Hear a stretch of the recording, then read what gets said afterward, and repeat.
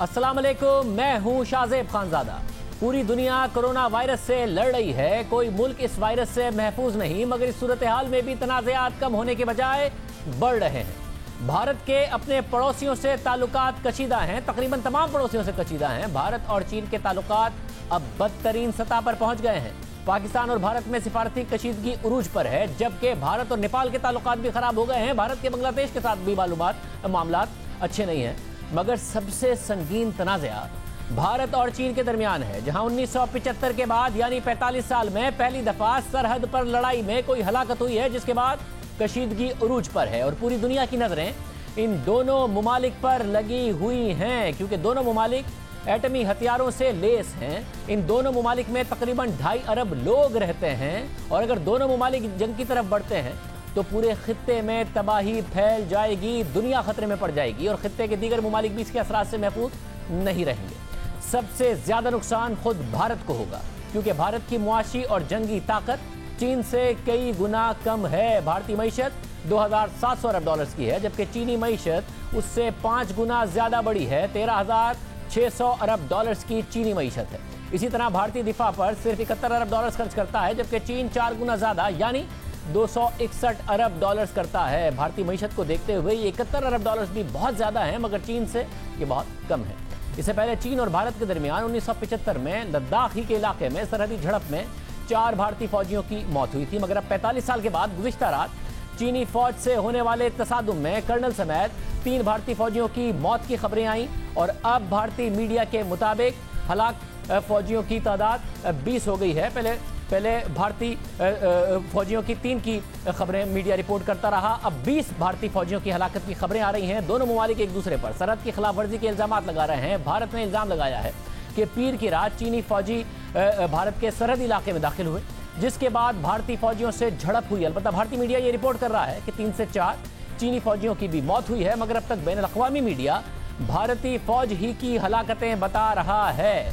भारत की वज़ारत ख़ारिजा ने बयान जारी किया कि 15 जून की शाम और रात को चीन ने भारतीय सरहद में दाखिल होने की कोशिश की। चीन की तरफ से सरहदी मुआहदे की खिलाफ वर्जी की गई, जिसके नतीजे में दोनों तरफ से जानी नुकसान हुआ है। जबकि चीन ने दावा किया है कि भारतीय फौजियों ने सरहद उबूर करके चीनी एहलकारों पर हमला किया। चीन की वज़ारत ख़ारिजा के तर्जुमान के मुताबिक भारतीय फौजियों ने पीर को 2 बार सरहद पार की और उन्होंने चीनी फौजियों को इश्तियाल दिलाया, उन पर हमले किए, जिसके नतीजे में दोनों मुमालिक के फौजियों के दरमियान जबरदस्त झड़प हुई। चीन और भारत दोनों का दावा है कि दोनों अतराफ से गोलियां नहीं चली। भारत ने दावा किया है कि चीनी फौजियों ने हाथों और पत्थरों से उनके फौजी मार दिए। इलाके में तैनात एक भारतीय अफसर ने AFP से गुफ्तगू करते हुए दावा किया कि यहाँ फायरिंग बिल्कुल नहीं हुई, किसी किस्म का असलहा इस्तेमाल नहीं किया गया, ये पुरतशद्दुद झड़पें हाथों से हुई।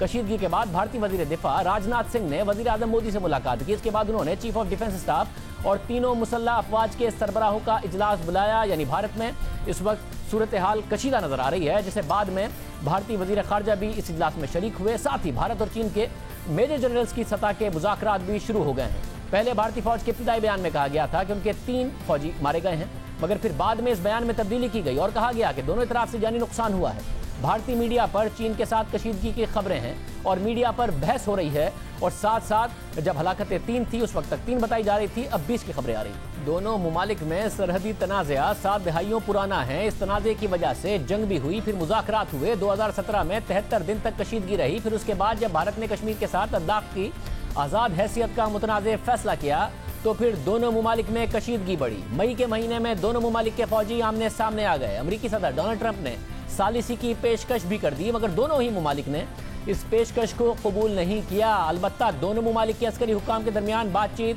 शुरू हुई, जिसके बाद तवक्को अब जाहिर की जा रही है कि कशीदगी कम हो जाएगी, मगर गुज़िश्ता रात भारतीय फौजियों की हलाकत के बाद अब फिर से कशीदगी में इजाफा है और तवक्को कम की जा रही है। भारतीय हुक्काम का दावा है कि 6 जून को दोनों मुमालिक के दरमियान कोर कमांडर सतह की मुलाकात में यह तय पाया था कि दोनों इतराफ से फौजी पीछे हटेंगे, मगर चीनी फौजी पीछे नहीं हटे।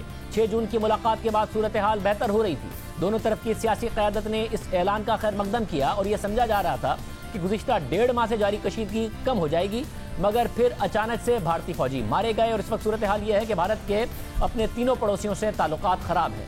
पाकिस्तान के साथ सिफारती कशीदगी उरूज पर है। गुज़िश्ता रोज पाकिस्तान में 2 भारतीय सिफारतकारों ने एक शहरी को टक्कर मारकर जख्मी कर दिया, जिसके बाद उन्हें गिरफ्तार कर लिया गया, मगर कल ही इन दोनों एहलकारों को छोड़ दिया गया। मगर इस वाक़े के बाद भारत में पाकिस्तानी हाई कमीशन का घेराव किया गया, जबकि भारत मुसलसल लाइन ऑफ कंट्रोल पर सरहदी मुआहदे की खिलाफवर्जी कर रहा है। यह पाकिस्तान का भारत पर मुसलसल इल्जाम है। दोनों ममालिक के दरमियान कशीदगी उरूज पर है। इसके अलावा भारत और नेपाल के ताल्लुकात में भी इस वक्त कशीदगी है।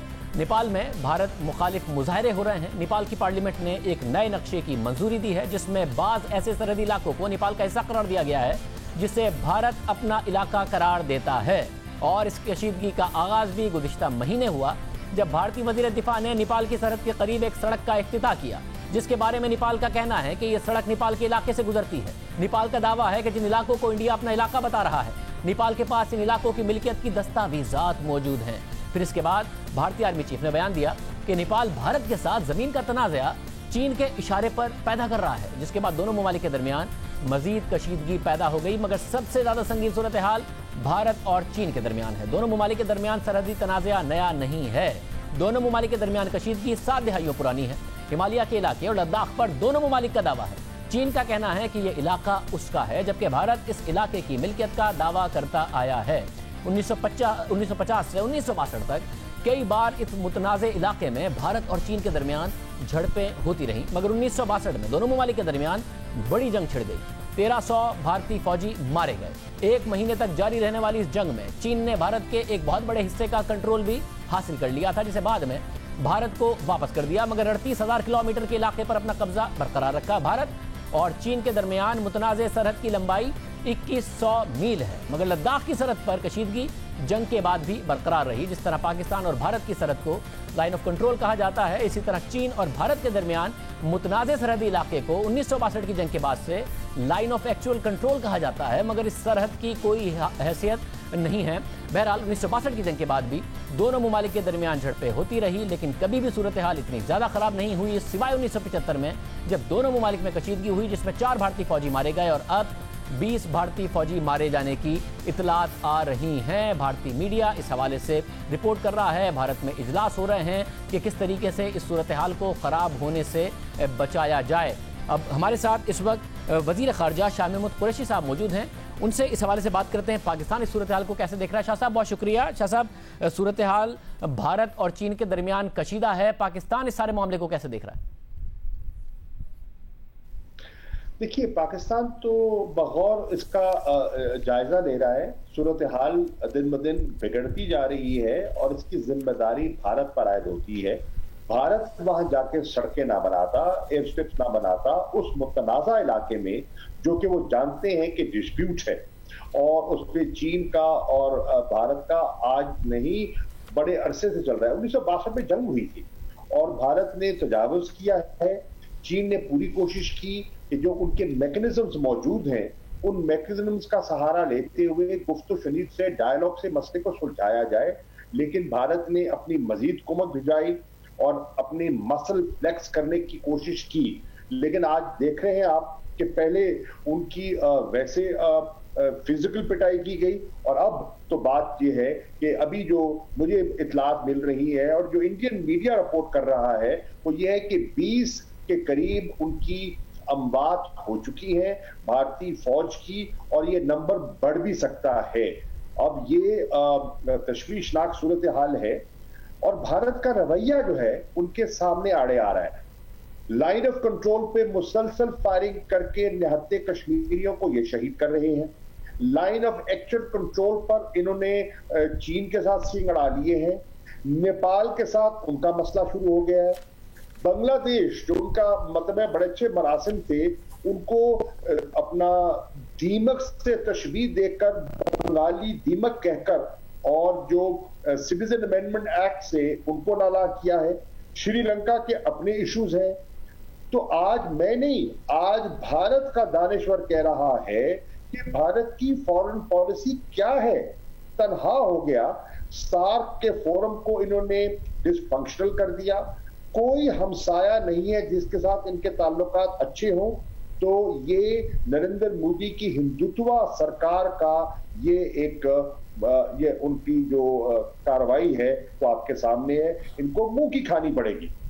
शाह साहब, पिछले दिनों वजीर आजम, इसके अलावा आप भी दुनिया को ये बताते रहे कि बड़ा खतरा है कि भारत अपनी जो मुआशी नाकामियां हैं, इसके अलावा जो कश्मीर की सूरत हाल है, अपनी आवाम की तवज्जो हटाने के लिए, बैन अक़वामी बरादरी की तवज्जो हटाने के लिए कोई फास्ट फ्लैग ऑपरेशन कर सकता है, माजी की तरह पाकिस्तान के साथ सूरत हाल ख़राब कर सकता है। अब जब चीन और भारत की सूरत हाल ख़राब हो गई है तो उसका खतरा कम हुआ है या उसका खतरा बढ़ गया है? शाहजेब, खतरा मौजूद है। मैं बिल्कुल ये आपको बावर कराना चाहता हूँ। हमारी इत्तलात हैं वो डाइवर्जनरी टैक्टिक्स इस्तेमाल करना चाहते हैं। उसकी वजह ये है कि जिस किस्म का स्ट्रिक्ट लॉकडाउन उन्होंने किया, बेहंगम किस्म का, अनप्लान्ड, उससे क्या हुआ? मईशत का भी बट्ठा बैठ गया और जो कोरोना वायरस का स्प्रेड है वो भी कंट्रोल नहीं हुआ। इस वक्त आप देखें जो 1 जून की सूरत हाल क्या थी भारत की और आज जो है क्या सूरत हाल है, ये मामला बिगड़ते चले जा रहे हैं और उनको फिर पर फोर्स अपना लॉकडाउन भी खत्म करना पड़ा, इकोनॉमिक लॉस भी हुआ, सस्टेन नहीं कर पाए और इन्फेक्शन भी बढ़ रही है। उसके साथ साथ वो डाइवर्जनरी टैक्टिक्स इस्तेमाल कर रहे हैं। ऑपोजिशन उनसे नाला है, माइनॉरिटीज उनसे नाला है, मुसलमानों के साथ जो सलूक बरता जा रहा है वो आपके सामने है। और अनकरीब मैं OIC की जो फॉरेन मिनिस्टर्स है, कश्मीर कॉन्टैक्ट ग्रुप, उसका इजलास बुला रहा हूं, उनसे बात करने वाला हूं कि क्या हो रहा है। और मैंने अक़वाम मुत्तहिदा के सेक्रेटरी जनरल को खतूत लिखे हैं, सिक्योरिटी काउंसिल को लिखा है और आज इंटरनेशनल मीडिया और अब तो भारतीय मीडिया उन पर तनकीद कर रहा है। शाह साहब, साथ में बताइएगा, जाहिर है जब दो ममालिक लड़ते हैं तो भारत की जो जंगी ताकत है वो बहुत ज़्यादा कम है चीन से, तो ज़्यादा नुकसान भारत का होगा। मगर जंगों का नुकसान पड़ोसियों को होता है, जंगों का नुकसान खित्ते को होता है, फिर जंगों का नुकसान हमने तारीख में देखा है कि दुनिया को होता है। तो अगर ये दोनों ममालिक जंग लड़ते हैं तो जाहिर है खित्ते पर, दुनिया पर, पड़ोसियों पर, सब पर इसके असरात होंगे। इस मामले को आप कैसे देख रहे हैं? देखिए, ऑब्वियसली जब आप कॉन्फ्लिक्ट की तरफ जाते हैं तो खित्ता डिस्टेबलाइज होता है। अब इस वक्त देखिए, अक़वाम मुत्तहिदा के सेक्रेटरी जनरल क्या अपील कर रहे हैं? वो कह रहे हैं कि कोविड-19 ने पूरी दुनिया को अपनी लपेट में ले लिया है, ये अनप्रेसिडेंटेड चैलेंजेस है, आप सीज फायर कीजिए, जो कॉन्फ्लिक्ट जोन है उस पे आप अमन। पाकिस्तान क्या कर रहा है? पाकिस्तान अफगानिस्तान में वेस्टर्न बॉर्डर पर अमन रिकंसिलिएशन का प्रचार कर रहा है, लोगों को कह रहा है कि मेहरबानी फरमाइए, जितने इंट्रा अफगान फैक्शंस हैं वो डायलॉग का आगाज करें ताकि वायलेंस कम हो, जंग खत्म हो, अमन की तरफ जाए। भारत ने क्या किया? भारत ने कोविड-19 के बावजूद कश्मीर में उनका जुल्म बर्पा हो रहा है, कोई उनने लेट अप नहीं किया, कोई उन्होंने रिस्ट्रिक्शंस कम नहीं की, वही तसल्लुत, वही जुल्म, वही बर्बरियत, और फिर चीन के साथ अब नया एक सिलसिला शुरू हो गया है। बहुत शुक्रिया शामिद कुरैशी साहब, वज़ीर ख़ारजा पाकिस्तान हमारे साथ मौजूद थे। देखते हैं कितना सेंस प्रिवेल करता है। अभी तक झड़पें हैं, सूरत हाल किस हद तक ख़राब होती है। प्रोग्राम में आगे बढ़ते हैं। पाकिस्तान में कोरोना वायरस की सूरत हाल तशवीशनाक होती जा रही है। गुज़िश्ता 24 घंटों में मजीद 111 अमवात रिपोर्ट हुई हैं, जो एक दिन में होने वाली अब तक की सबसे ज़्यादा अमवात हैं, जिसके बाद अमवात की मजमूई तादाद 2839 हो गई है, जबकि मजीद 4443 केसेज आने के बाद मुल्क भर में कोरोना के मरीजों की तादाद 1,48,921 हो गई है, जो शरह मस्बत केसेज आने की 20% से ऊपर थी, 24% तक चली गई थी, वो 20% से नीचे ज़रूर आई है। कोरोना वायरस से बिगड़ती सूरत हाल की वजह से पाकिस्तान में दोबारा लॉकडाउन शुरू कर दिया गया है, मगर इस बार मुकम्मल लॉकडाउन के बजाय शहर के उन इलाकों को बंद किया जा रहा है जहाँ कोरोना वायरस के हॉटस्पॉट्स हैं और जिनकी निशानदही national command and control centre ने की है, जिसके मुताबिक पाकिस्तान के 20 शहर कोरोना वायरस के गढ़ बन चुके हैं और फहरिस्त में शामिल शहरों के मुतासरा इलाकों को सील किया जा रहा है। इस्लामाबाद के 3 इलाके 13 जून से सील हैं। पिशावर के 4 इलाकों को भी गुज़िश्ता रोज बंद कर दिया गया। सवात के 4 इलाकों और जिला मालाकंड में भी स्मार्ट लॉकडाउन नाफिज कर दिया गया है, जबकि पंजाब के चीफ सेक्रेटरी के मुताबिक पंजाब के 7 शहरों के कोरोना से मुतासरा इलाकों में लॉकडाउन का फैसला किया गया है, जिनमें लाहौर, रावलपिंडी, फैसलाबाद, मुल्तान, गुजरावाला, सियालकोट और गुजरात शामिल हैं। लाहौर के मुतासरा इलाकों में आज रात 12 बजे से, जबकि दीगर शहरों के मुतासरा इलाकों में कल रात 12 बजे से स्मार्ट लॉकडाउन किया जाएगा। इसी तरह सिंध में कराची सबसे ज़्यादा कोरोना से मुतासिर है, वहाँ पर भी जो एक सिलेक्टेड लॉकडाउन है उसकी सिफारिश ज़रूर की गई। 85% केसेस कराची में हैं, मगर कल मुर्जा वहाब हमारे साथ मौजूद थे। उन्होंने कहा कि वज़ीर आज़म कराची आ रहे हैं, हम उनसे मुलाकात के बाद चाहते हैं कि वो मिलें मुराद अली शाह साहब से और उसके बाद हम फैसला करें ताकि वफाक ओनरशिप दे। कराची में बहुत सारे इलाके हैं जो वफाकी इदारों के मातहत हैं, तो एक यूनिफॉर्म डिसीजन होना चाहिए। वज़ीर आज़म इमरान खान कराची पहुंच गए हैं। उन्होंने कुछ मुलाकातें अपने पार्टी रहनुमाओं से, गवर्नर सिंध से भी कर ली हैं, मगर इतलात आ रही हैं कि वज़ीर आला से शायद उनकी मुलाकात ना हो। तो फिर क्या होगा, इस पर बात करेंगे। और सूरत हाल यहाँ से कितनी ख़राब होती नज़र आ रही है। डॉक्टर अताउर रहमान, चेयरमैन वज़ीर आज़म task force science and technology हमारे साथ मौजूद हैं। उनसे पूछेंगे कि वो इस वक्त सूरत हाल को कितना ख़राब देख रहे हैं, क्योंकि बहुत हुकूमत एक अलग बात कर रही है, इसके अलावा मज़ीद खौफनाक नताइज की भी बात की जा रही है। मुज़फ़्फ़र आप साहब बहुत शुक्रिया। वज़ीर आज़म आ गए कराची, मुलाकातें भी कर ली, चीफ मिनिस्टर से है कोई मुलाकात का इम्कान? शादिब साहब, वजीर आजम कराची पहुंच चुके हैं, बट जो मेरी इत्तलात हैं अभी तक कोई वजीर आला सिंध के साथ या सिंध हुकूमत के हेल्थ डिपार्टमेंट के साथ कोरोना वायरस के हवाले से कोई मीटिंग वजीर आजम के शेड्यूल में नहीं है। एक बार फिर कोशिश करेंगे कि वजीर आजम से बात कर सकें, और अगर वजीर आजम खुद प्रायोरिटाइज करते हुए इस इशू को मीटिंग कन्वीन कर लें एनसीसी की, तो ज्यादा बेहतर तरीके से इफेक्टिव डिसीजन मेकिंग हो पाएगी। मगर मुर्ज़फ़्फ़र साहब, अगर नहीं होती वज़ीर आज़म से मुलाकात, तो एनसीओसी भी एक ऐसा फोरम है जहां सिंध की भी नुमाइंदगी है। उसमें अगर मुख्तलिफ इलाकों का फैसला किया गया, तो पंजाब में भी बहुत सारे इलाके हैं जो मरकज़ के मातहत हैं। कल आपने कहा था बैंक्स हैं, दूसरे इदारे, तो बैंक्स पंजाब में भी हैं जिन इलाकों में सख्ती की गई है, वहां पर बैंक्स भी बंद हो जाएंगे। DHA में अगर वहां पर लॉकडाउन किया गया है सिलेक्टेड इलाकों में, इसके अलावा कैंट में किया गया है, तो वहां पर भी पंजाब हुकूमत जो लॉकडाउन करी उसकी पासदारी होगी। तो कराची में क्यों नहीं कर सकते आपको क्यों वज़ीर आज़म से मिलना है? नहीं शादिद, पहले इंप्लीमेंटेशन नहीं हो पाई थी, और मैं यही आपको गुजारिश कर रहा हूं, जब लास्ट टाइम हमने लॉकडाउन किया तो हमने पहले दिन हमारी जो लोकल इंतजामिया है उसने स्टेट बैंक से बात की और ये कहा कि आप तमाम बैंकों की तमाम ब्रांचेस को ना खोलें, बैंक्स को आप रिक्वायर करें कि कंप्लीट स्टाफ के साथ काम ना करें, बट ऐसा नहीं हुआ।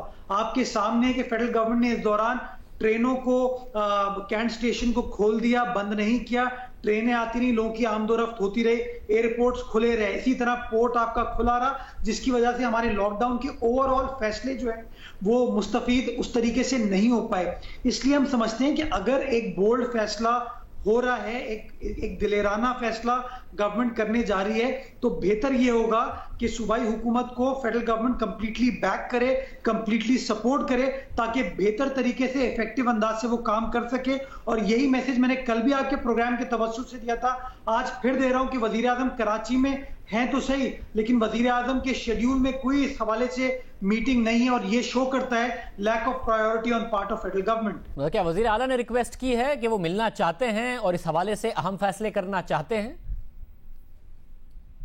मैं शादिब साहब, अगर इस सिचुएशन में भी वजीर आजम को खटखटाना पड़ेगा, अगर वजीर आजम को एहसास दिलाना पड़ेगा, तो फिर अल्लाह ही खैर करे, इस कौम के साथ फिर होने वाला क्या है। मगर हमारी हुकूमत के तहरीक इंसाफ के एक बहुत सीनियर रहनुमा से बात हुई जो कि वजीर आजम के से मुलाकात जिनकी हुई है, और उनका ये कहना था कि क्या ज़रूरत है मिलने की, अब से कुछ दिन पहले भी मिले हैं, वजीर आला एनसीसी में भी उनकी मुलाकात होती है, वजीर आजम का एक अलग इस वक्त दौरा है जिसमें उनकी अहम मुलाकातें हैं, अहम कुछ मामलात हैं, तो क्यों करनी है मीटिंग वजीर आला ने?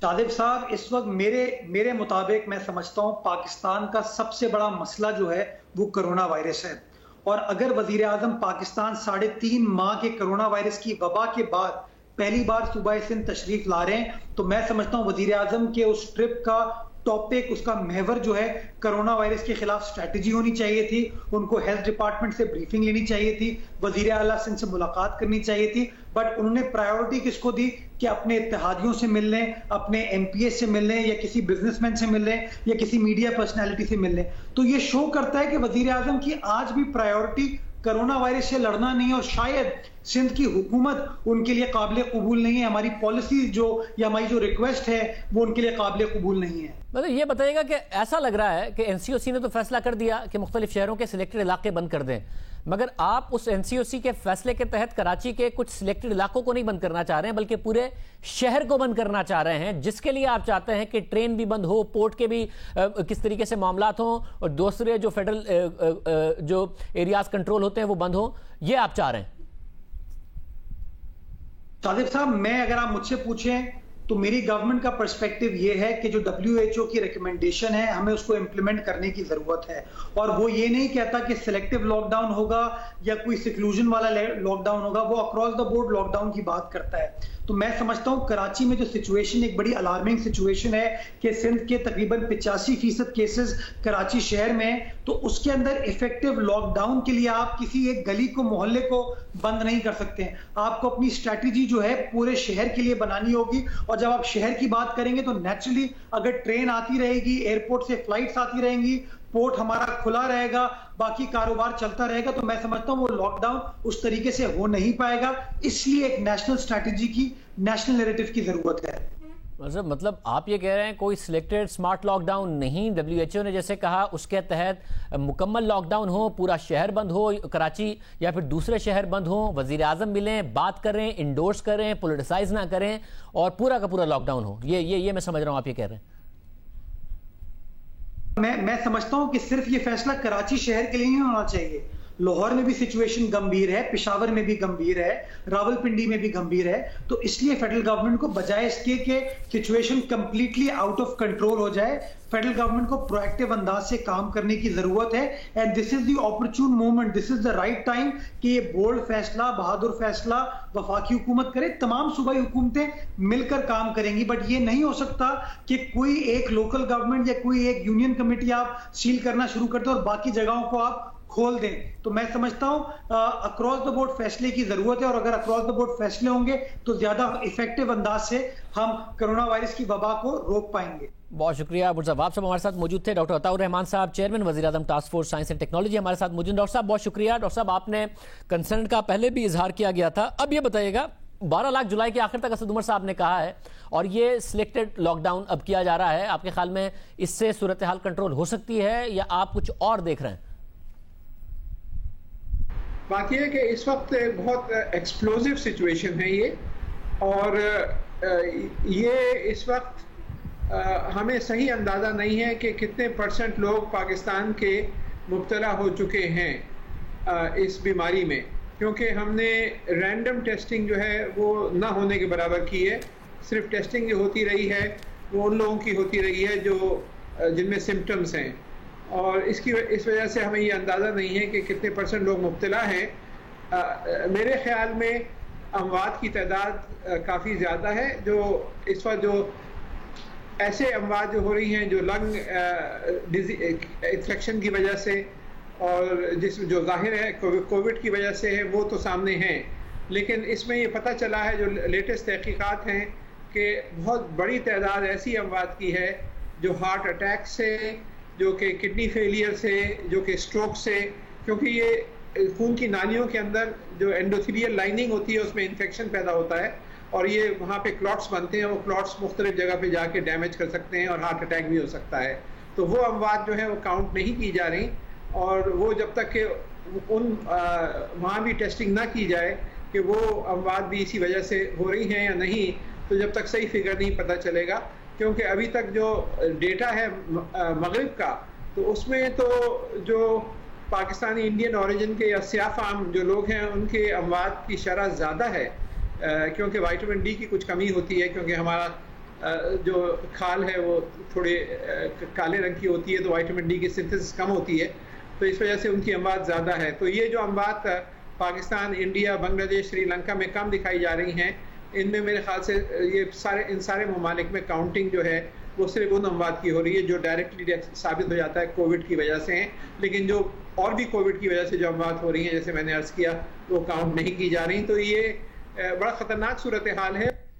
डॉक्टर साहब, मुख्तलिफ इलाकों में, चाहे ब्राज़ील हो, अमेरिका हो, बरतानिया हो, वहाँ पर ये देखा गया कि जो सियाह फार्म हैं या फिर जो एशियन इलाके हैं, वहाँ पर जो मुआशी उनके हालात हैं उससे एसोसिएट किया गया कि जो इम्यूनिटी लेवल है उस पर बड़ा फ़र्क पड़ा हुआ है। तो जो मुतवसत तबके के लोग हैं, गरीब हैं, उन पर ज़्यादा हिट कोरोना वायरस की आ रही है। अब पाकिस्तान में क्या किया जाए, इसको इन्फोर्स किया जाए, कहाँ आप सिचुएशन देख रहे हैं? जी, इसमें करना ही चाहिए कि जो 600-700 हॉटस्पॉट्स आइडेंटिफाई किए हैं, वहाँ पर उन इलाकों को जो सील कर रहे हैं उसमें मेरे ख्याल से पुलिस फोर्स जो है वो कामयाब नहीं होगा, इसमें हमें रेंजर्स को और शायद आर्मी को भी इन्वॉल्व करना पड़े सही तरीके से उन इलाकों को कंप्लीट लॉकडाउन करने में, ताकि वहाँ से बहुत ज़्यादा तेज़ी से नहीं फैले। लॉकडाउन आप एनफोर्स कितना ही करें, लेकिन जब तक लोग आप दूसरे इलाकों में आपस में मिलते रहेंगे इन पब्लिक प्लेसेस, और जो कि आप किसी भी बाज़ार में चले जाएं आज भी मुख्तलिफ शहरों के, तो आधे से ज़्यादा लोग मास्क नहीं पहने हुए। तो जब तक ये सूरत हाल होगी, जब तक इसको कोई ताकत नहीं रोक सकती, कोई हुकूमत नहीं रोक सकती। और आपने देखा कि नॉर्वे और स्वीडन में जब आप मुकाबला करें तो स्वीडन में अमवात दुगनी हुई है नॉर्वे के मुकाबले में, और फिर उन्होंने ये समझा है कि हाँ हमने गलती करी। और यही बरतानिया में देखें कितनी अमवात बढ़ गई हैं, हालांकि वहाँ तो शऊर भी मौजूद है, लोग समझते हैं, सोशल डिस्टेंसिंग को भी किसी हद तक पाबंद कर रहे हैं। तो ये जो है अब ये रुकने वाला नहीं है, ये बहुत तेज़ी से बढ़ेगा। और ये जो असद उमर साहब ने प्रेडिक्शन की है 10-12 लाख अगले महीने, मेरे ख्याल से इससे भी ज़्यादा एक्चुअल फिगर हो सकता है। और इसको रोकने के लिए बस यही है कि हम कोशिश ये करें कि जो जिन इलाकों में ये फैल रहा है उनको सही मायनों में सील ऑफ करें। बहुत शुक्रिया डॉक्टर अताउर रहमान साहब हमारे साथ मौजूद थे। उनके ख्याल में सूरत हाल ज़्यादा ख़राब हो सकती है उससे जो कि असद उमर साहब की तरफ से कही गई है, और ऑफिशियल डेटा जो बताया जा रहा है उससे ज़्यादा ऑन ग्राउंड सिचुएशन ख़राब है। डॉक्टर अताउर रहमान साहब जो कि खुद चेयरमैन हैं वज़ीर आज़म ही की टास्क फोर्स बराए साइंस एंड टेक्नोलॉजी के, वो ये बात कह रहे हैं। प्रोग्राम में आगे बढ़ते हैं। पाकिस्तान और फ्रांस के दरमियान 25 साल पहले एक डील हुई। इस डील में किकबैक्स लेने का इल्ज़ाम लगा, करप्शन का इल्ज़ाम लगा, फिर कराची में होने वाली दहशतगर्दी के वाक़े का ताल्लुक इस डील से जोड़ा गया।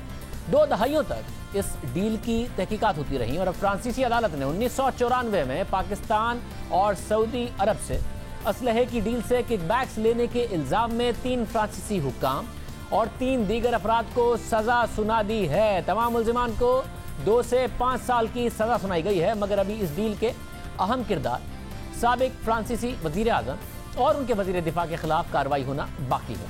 उनके खिलाफ मुकदमा दर्ज हो चुका है और वो आने वाले दिनों में फौजदारी अदालत का सामना करेंगे। ये केस 2 दहाइयों से फ्रांसीसी सियासत का मरकज बना हुआ है और अब पहली बार किसी को सजा हुई है, मगर अभी सिर्फ 6 किरदारों को सजा हुई है, बाकी किरदारों के खिलाफ एक्शन बाकी है।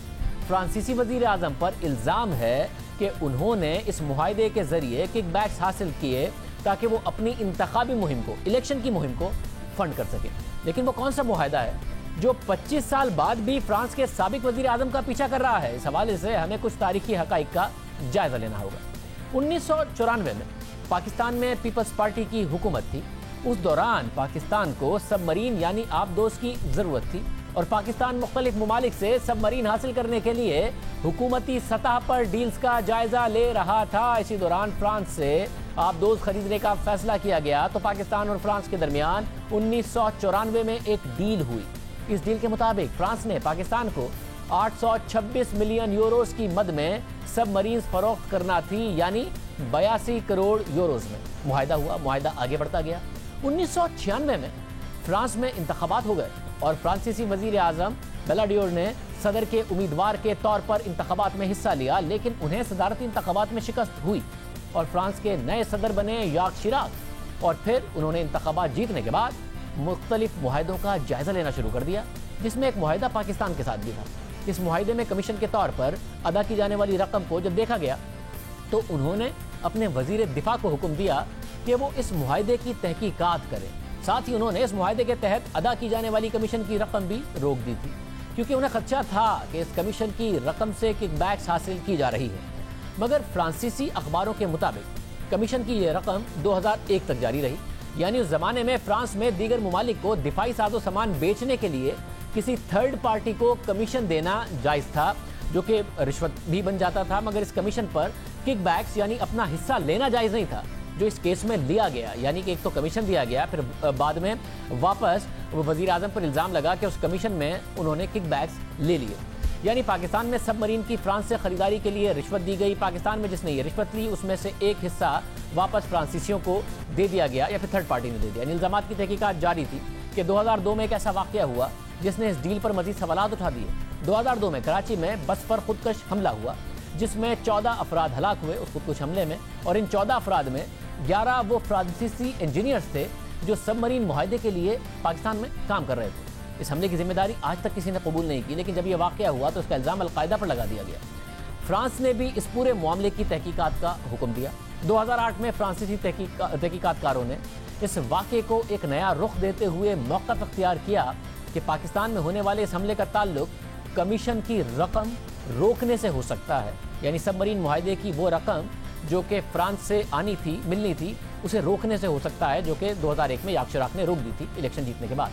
और उन्होंने शुबा जाहिर किया कि हो सकता है कि यह हमला कमीशन की रकम रोकने की वजह से बदले के तौर पर किया गया हो। अब यह कमीशन की रकम है क्या और पाकिस्तानी हुकाम पर ऐसे इल्ज़ाम क्यों लगे, इसके पीछे भी एक दिलचस्प कहानी है। इस हवाले से फ्रांसीसी अखबारों में रिपोर्टिंग होती रही कि 90 की दिहाई में फ्रांस की सोफमा नामी कंपनी, जिसका काम फ्रांसीसी असलहे की मुंतकली था, उसे यह पेशकश की गई कि किसी भी डील पर उसे मुआहदे में मौजूद रकम का 6.5% कमीशन के तौर पर दिया जाएगा, जो उस जमाने में गैर कानूनी नहीं था। इस तरह जब 1994 में फ्रांस और पाकिस्तान के दरमियान सबमरीन के फरोख्त का मुआहदा तय पाया, तो इस मुआहदे के तहत सोफमा नामी कंपनी को फ्रांसीसी करेंसी में 338 मिलियन मिलने थे, यानी तकरीबन 33 करोड़ फ्रांसीसी करेंसी, जबकि 2 लेबनानी ताजरों को एक ऑफशोर कंपनी के जरिए 4% कमीशन यानी फ्रांसीसी करेंसी में 216 मिलियन यानी 21 करोड़ मिलने थे, जो उन्हें पाकिस्तान में मौजूद अपने साथियों के साथ शेयर करने थे। मगर मसला ये भी था कि इस कमीशन की एक भारी रकम वापस फ्रांसीसी वजीर आजम बेलाडियोर के पास किकबैक्स के तौर पर जा रही थी, जिसने इस पूरी डील को मुतनाज़ बना दिया। यानी इस डील पर यह इल्ज़ाम लगा कि यह डील फ्रांसीसी और पाकिस्तानी हुकाम की मिलीभगत से हुई, पैसे खाए गए। फ्रांस के साबिक वजीर आजम इस डील के तहत कंपनी और पाकिस्तानी हुकाम को कमीशन की रकम देते और कमीशन की एक खास रकम वो किकबैक्स के तौर पर वापस ले लेते, और सब समझौते के तौर पर होता रहा ताकि पाकिस्तानी हुकाम भी खुश रहें, फ्रांस के वजीर आजम भी किकबैक्स की रकम को अपने सदारती इंतखाबात की मुहिम में लगा सकें। लेकिन जब फ्रांस के नए सदर आए तो उन्होंने ये कमीशन की रकम रोक दी और इस मुआहदे की तहकीकात का ऐलान करवा दिया, और फिर 2001 के बाद कमीशन की रकम रुक गई। और फिर 2002 में कराची में खुदकुश हमला हुआ, जिसमें 11 फ्रांसीसी इंजीनियर्स उस खुदकुश हमले में मारे गए, और इस हमले पर फ्रांसीसी तफ्तीशकारों ने 2008 में फाइंडिंग दी कि यह हमला कमीशन की रकम रोकने की वजह से हो सकता है। अब अहम बात यह है कि 2002 के खुदकुश हमले के बाद जो तहकीकात हुई, इससे मुताल्लिक खबरें आती रहीं कि फ्रांस और पाकिस्तान के दरमियान जो सबमरीन की डील हुई थी, उसमें मुआहदे की कुल मालियत का 10% किकबैक्स पाकिस्तानी हुक्काम को गया। अब फ्रांस में होने वाली तहकीकात का मामला सामने आया है, पाकिस्तान में भी इस केस की तहकीकात हुई थी। जब फ्रांस के साथ सबमरीन का मुआहदा तय पाया तो पाकिस्तान में नेवी के चीफ एडमिरल मंसूर उल हक थे, और फिर 1997 में जब नवाज शरीफ की हुकूमत आई तो मुआहदे से मुताल्लिक किकबैक्स की खबरें सामने आने लगीं, तो एडमिरल मंसूर उल हक से जबरी तौर पर रिटायरमेंट ले ली गई। उन्हें तहकीकात के लिए तलब भी किया गया, लेकिन रिटायरमेंट के बाद मंसूर उल हक अमेरिका चले गए। इस दौरान नवाज शरीफ की हुकूमत का तख्ता उलट गया। परवेज़ मुशर्रफ जो इस वक्त खुद मफरूर हैं, उस ज़माने में उन्होंने एडमिरल मंसूर उल हक के केस को ज़ाती तौर पर देखा, उनकी वतन वापसी के लिए इकदाम किए। 2001 में मंसूर उल हक को अमेरिका ने सबमरीन डील में कमीशन लेने के इल्ज़ाम में गिरफ्तार किया, उन्हें वापस पाकिस्तान मुंतकिल किया। एडमिरल मंसूर जब मुल्क वापस आए तो उन्हें नैब ने गिरफ्तार किया। इस डील में कमीशन लेने पर उन पर फर्द जुर्म आयद हुई। 2004 में उन्हें 7 साल की कैद की सज़ा सुनाई गई, मगर बाद में उन्होंने नैब के साथ 45 करोड़ रुपए की प्ली बार्गेन कर ली, जिसके बाद उन पर तमाम करप्शन के मुकदमात ख़त्म हो गए। सिर्फ नेवी के चीफ मंसूर उल हक का इस स्कैंडल में नाम नहीं आया, बल्कि आसिफ अली जरदारी पर भी इल्ज़ाम लगा। फ्रांस और पाकिस्तान के दरमियान जब सबमरीन की डील होने वाली थी तो उस वक्त आसिफ अली जरदारी वफाकी वजीर बराए सरमायाकारी थे। आसिफ जरदारी पर इल्ज़ाम था कि उन्होंने भी डील के जरिए किकबैक्स हासिल की। आसिफ जरदारी के खिलाफ कानूनी कार्रवाई हुई, मामला अदालत गया, फिर 2008 में उन्हें इन इल्ज़ामात से बरी किया गया, जिसके बाद 2010 में नेवी इंटेलिजेंस के साबिक डायरेक्टर जनरल शाहिद अशरफ के इंटरव्यू ने भी इस मामले पर एक नया तनाज़ा खड़ा किया। 2010 में शाहिद अशरफ ने बयान दिया कि आसिफ जरदारी और बेनज़ीर भुट्टो सबमरीन की डील में मुलविस नहीं थे। उन पर दबाव डाला गया कि वो उनका नाम लें, लेकिन उन्होंने उनका नाम नहीं लिया। शाहिद अशरफ का मजीद कहना था कि उन्हें यह मालूमात मिली कि बाज़ नेवी के अफसरान ने इस डील में किकबैक्स ली हैं, लेकिन जब उन्होंने आला हुकाम को इसकी खबर दी तो उनकी बात को ज़्यादा अहमियत नहीं दी गई और मामला रफा दफा कर दिया गया। यानी 25 साल गुजर गए। डील में करप्शन किसने की, मास्टरमाइंड कौन था, 2002 में धमाका किसने किया, क्यों किया, पाकिस्तान में ये पूरा मामला दब चुका है, लेकिन फ्रांस में उसकी तहकीकात अब तक हो रही हैं। कुछ किरदारों को अब जाके सज़ा भी हो गई है। फ्रांसीसी वज़ीर आज़म पर सज़ा की तलवार लटक रही है, कार्रवाई होना बाकी है साबिक वज़ीर आज़म पर, मगर पाकिस्तान में मुकम्मल खामोशी है। प्रोग्राम में ब्रेक शामिल करते हैं, मज़ीद बात करेंगे।